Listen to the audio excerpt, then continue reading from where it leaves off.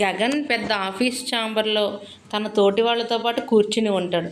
ఇక వాళ్ళందరూ చెప్తారు, మిమ్మల్ని మేము ప్రెసిడెంట్గా ఎన్నుకుందాం అనుకుంటున్నామండి, మిమ్మల్ని ఏకగ్రీవంగా ఎన్నుకుందాం అనేసి అంటూ ఉంటారు. ఇక గగన్ చాలా సంతోషపడుతూ, థ్యాంక్స్ అండి, నన్ను ఈ పదవికి ఎన్నుకున్నందుకు, నేను ఈ పదవికి తప్పకుండా న్యాయం చేస్తాననేసి కనుక చెప్తూ ఉంటాడు. ఇంకొక ఆయన అంటాడు, మీకులాగే ఎక్కువ షేర్స్ ఉన్నాయన శరత్ చంద్ర గారు కూడా ఉన్నారు, ఆయనకి 50% షేర్స్ అయితే ఉన్నాయి, ఈ విషయం మీకు తెలిసిందే కదా, ఆయనతో కూడా చెప్దాం ఏమంటారో కదా అనేసి అంటూ ఉంటే, గగన్ తర్వాత శరత్ చంద్ర, అపూర్వ, భూమి ఆఫీస్కి అయితే వస్తారు. ఇక గగన్ అయితే కూర్చుంటాడు.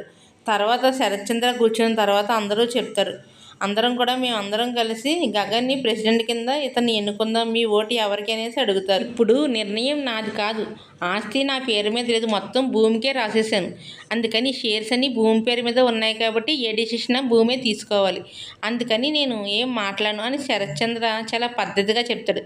ఇక భూమి కంగు తింటది, ఇదేంటి అటు తిరిగి మొత్తం నా మీద గెంటేశాడు నాన్న, ఇప్పుడు ఇది వచ్చి నా తలకు చుట్టుకున్నది ఏంటి, నేనేనా దేవుడా అని ఎగదెగ చూస్తూ ఉంటుంది ఎర్రిబాగులు దానిలాగా. ఇక అపూర్వ, భూమి చెవు, నీ ఓటు ఎవరికి వేస్తావు, మీ నాన్నకా లేకపోతే నీ భర్తకు వేస్తావా, మీ నాన్నకు శత్రువైన నీ మాజీ భర్తకు వేస్తావా, కనుక మీ నాన్న ఊరుకోడు, మీ నాన్నకు వేస్తే కనుక మీ ఆయన ఊరుకోడు, ఇప్పుడు నువ్వేం చేస్తావు, ఇప్పుడు ఉంటుంది ఇంకా నీ పని ఇంకా అసలు అవుతుంది అని చెప్పి భూమి చెవిలో అయితే అపూర్వ మాట్లాడుతుంది. ఇదేదో నా మీదకు వచ్చిందే, ఏం చెయ్యాలి అని భూమి చాలా ఆలోచిస్తుంది. ఇక అపూర్వ చెప్పే మాటలన్నీ వింటూ టెన్షన్ పడిపోయి అటు ఇటు చూస్తూ ఉంటుంది.